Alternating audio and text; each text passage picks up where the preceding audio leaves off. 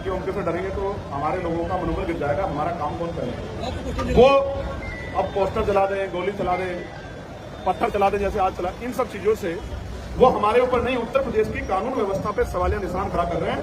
हाथी के इकबाल पे मुख्यमंत्री की जो भाषण देते हैं वो तुरंत हम उनके कानून व्यवस्था बहुत अच्छी है, हर चौराहे पे यमराज खड़े हैं, कोई अपराधी नहीं बन सकता, ये उनके ऊपर सवाल।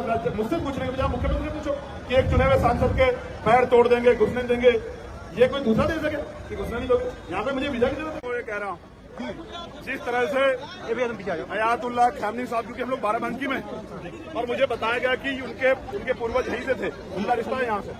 जिस तरह एक लीडर ने डरने की बजाय समझौता करने के बाद शहादत को एक्सेप्ट किया, मैं विपक्ष के लोगों से कह रहा हूँ कि वो भाजपा से डरे ना, हमारे साथ आ जाएं, हम लोग मिलकर उत्तर प्रदेश में इस भारतीय जनता पार्टी के संस्कार को 2027 में पार्ट लीडर कौन होगा? जो बात आप कर रहे हैं उसका लीडर कौन? आजाद समाज पार्टी ही मुकाबला कर रही है, यूजीसी या कोई भी मामला, बाकी सब लोग तो चुप है। तो आजाद समाज पार्टी नेतृत्व करेगी और कौन नेतृत्व कर सकता है? ये बाराबंकी में समाजवादी का गढ़ है, आज यहाँ से शुरुआत करें, संघर्ष करें, क्या कहेंगे? देखो, जब तक हम लोग नहीं आए थे, हम लोग काम नहीं कर रहे थे, तो ये किसी भी पार्टी को लोग वोट दे सकते थे।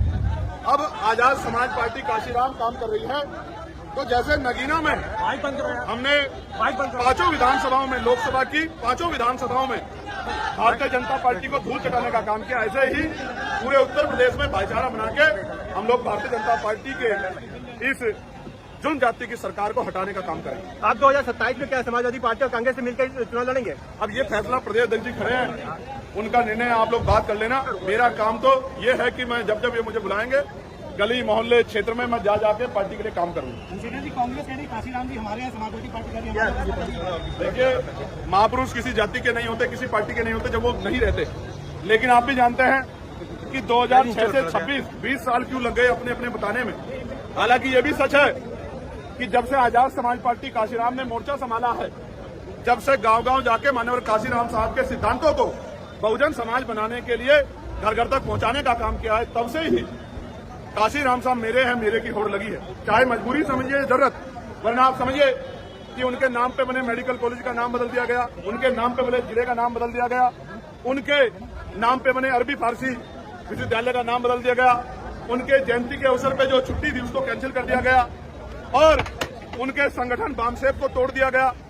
तमाम तरह की बात का काम कार्य करने वाले आज काशीराम साहब को अपना किस मुंह से बता रहे हैं? क्या उनके हाथ नहीं कांप रहे काशीराम साहब को माला चढ़ाते हुए? जिन्होंने काशीराम साहब का हर के अपमान किया, नुकसान किया उनके आंदोलन का, आज वो काशीराम साहब को अपनाने की बात कर रहे हैं। ये आजाद समाज पार्टी का बढ़ता हुआ प्रभाव है कि विरोधियों को भी आज काशीराम साहब के सामने नतमस्तक होना पड़ा। एक नारा लगाता है कि एमआईएम के साथ आप गठबंधन कर लें, उस पर क्या विचार है? मैं फिर कह रहा हूं, प्रदेश का नेतृत्व जो फैसला लेगा, मैंने इनसे आग्रह किया कि भारतीय जनता पार्टी को छोड़कर, क्योंकि वैचारिक विरोध है, जो भी आप फैसला लोगे हम आपके नेतृत्व में उत्तर प्रदेश में काम करेंगे। और मैं आपको विश्वास से कह रहा हूं, अभी तक कोई पार्टी चुनावी मोड में नहीं है। ये हमारी उत्तर प्रदेश में 7वीं रैली है और ऐतिहासिक जनसभा में मीडिया के भाइयों ने हमें कितना कवरेज किया ये तो मीडिया के भाई बेहतर जानते हैं। लेकिन अभी 29 तारीख की रैली लखीमपुर खीरी में, अपने साथियों से कहना आके देखें, इतिहास रचा जाएगा लखीमपुर खीरी में। मेरी बात को भीड़ कैसी लगी आपको? कैसी थी? ये भीड़ नहीं है, मेरा परिवार आशीर्वाद देने आया, पैसे लेकर आया, कर्जे में खड़ा है, इनका कर्जा मैं उसको उतारूंगा। देखिए भाई, ऐसा संविधान को मानने वाले लोग हैं, हम धमकी उमकी से डरेंगे तो हमारे लोगों का मनोबल गिर जाएगा, हमारा काम कौन करेगा। वो अब पोस्टर जला दें, गोली चला दें, पत्थर चला दें जैसे आज चला, इन सब चीजों से वो हमारे ऊपर नहीं, उत्तर प्रदेश की कानून व्यवस्था पे सवालिया निशान खड़ा कर रहे हैं। हाथी के इकबाल पे मुख्यमंत्री की जो भाषण देते हैं वो तुरंत हम उनके कानून व्यवस्था बहुत अच्छी है, हर चौराहे पे यमराज खड़े हैं, कोई अपराधी नहीं बन सकता, ये उनके ऊपर सवाल। मुझसे पूछने के बजाय मुख्यमंत्री पूछो कि एक चुने हुए सांसद के पैर तोड़ देंगे, घुसने देंगे, ये कोई दूसरा दे सके कि घुसने नहीं दोगे? यहाँ पे मुझे वीजा की जरूरत है।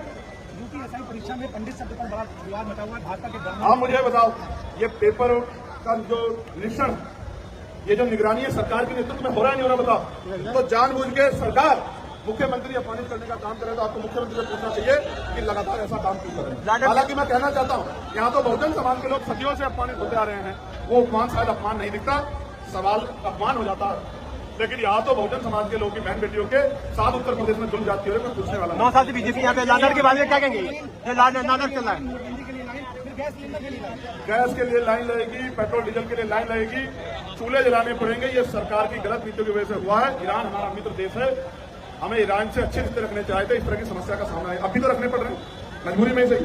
हमें सही फैसले लेने चाहिए, सही अगर फॉरेन पॉलिसी होगी तो समझ सकता हूँ। धन्यवाद। आप ये देखिए, तमाम धर्मों के धार्मिक त्योहार होते हैं, वहां सड़कों पे भी तमाम आयोजन होते हैं, कोई पाबंदी नहीं होती। मैं कहना चाहता हूं, संविधान को मानने वाला व्यक्ति हूं, किसी धर्म के विरोध में नहीं हूं, किसी जाति के विरोध में नहीं हूं, लेकिन हक सबको धर्म पालन के लिए बराबरी का मिलना चाहिए, नहीं मिलना चाहिए, आप मुझे बताओ। तो फिर ये मुसलमानों के साथ दोहरा व्यवहार क्यों? इसका जवाब उत्तर प्रदेश सरकार को देना चाहिए। अधिकारी भाजपा नेताओं की भाषा क्यों बोल रहे हैं, इसका जवाब उत्तर प्रदेश सरकार को देना चाहिए।